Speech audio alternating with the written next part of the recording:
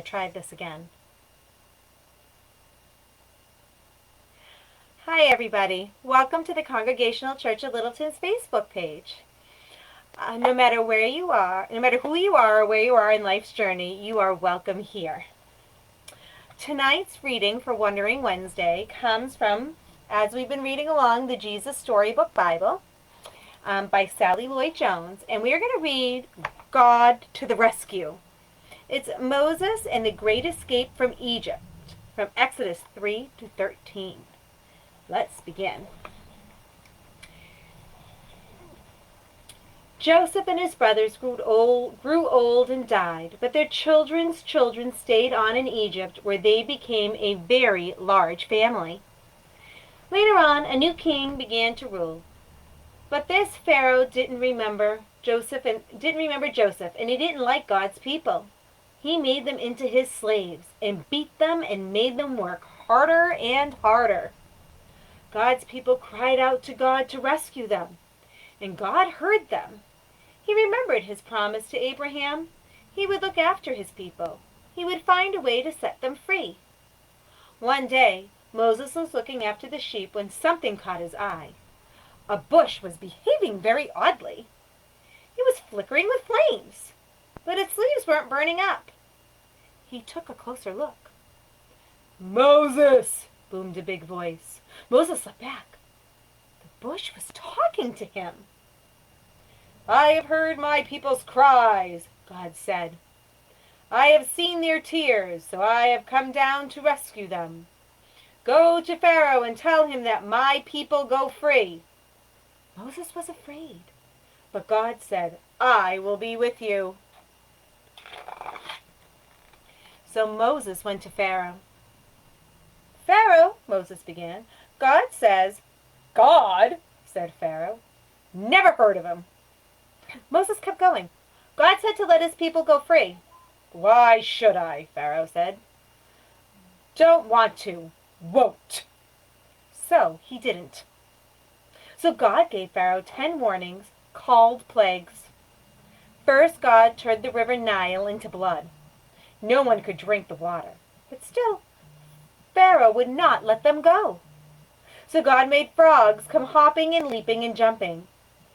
In your bed frogs, in your hair frogs, in your soup frogs, all over everywhere frogs. Oh my goodness, make them go away, Pharaoh screamed. Then your people can go. Then your people can go. So God took away the frogs. But Pharaoh changed his mind. "You can't go," he said. Then God sent zillions of gnats. But still, Pharaoh said no. So then God sent swarms of flies buzzing in your eyes, flies. And after that, sickness and horrible boils, and huge hailstones, and a storm of locusts. Then darkness, when it should have been day, until it seemed like the whole world, creation and everything, was coming undone, falling back into darkness and emptiness and nothingness. But each time Pharaoh said, "Make it stop, and then I'll let them go." And each time, when God made it stop, Pharaoh changed his mind and said, "Actually, no, you can't go." Finally, Moses warned Pharaoh, "Obey God, or he will have to send the worst thing of all." Pharaoh just laughed. So God said, "The oldest boy in each family of Egypt must die, but my people will be safe." God told his people to take their best lamb, to kill it, and put some of its blood on their front door. "When God passes over your house," Moses explained, "God will see the blood and know that the lamb died instead of you." That night it was just as God had said. Suddenly, piercing the darkness, echoing down the corridors of the palace, came a blood-curdling scream. Pharaoh's oldest son had died. At last, Pharaoh did what God said. "Get out!" Pharaoh shouted. "Just go!" And so, that very night, Moses and God's people fled out of Egypt and out of slavery. They were free at last. God's people would always remember this great rescue and call it Passover. But an even greater rescue was coming. Many years later, God was going to do it again. He was going to come down once more to rescue his people, but this time God was going to set them free forever and ever. The end. Goodness. What a story. I gotta go back to the beginning. So, God's people became slaves of the Pharaoh. They had to do everything for the Pharaoh. They just wanted to be free. What do you think you would do if all of a sudden a bush started talking to you? You were sitting there and this bush just starts talking. Maybe it's a flower, maybe it's a bush. Christopher, please go. Thank you. No. What would happen? Would you talk back to it? Would you listen to what it was saying? I wonder what it would tell you. And then, all these plagues, being Pharaoh, and all these plagues and things happening, I wonder how the people felt. I wonder how Pharaoh was feeling through all this, right? Not going to let the people go. Things come, he says, I'll let them go, and then he says, I'm not. I wonder what was going through his head at that time.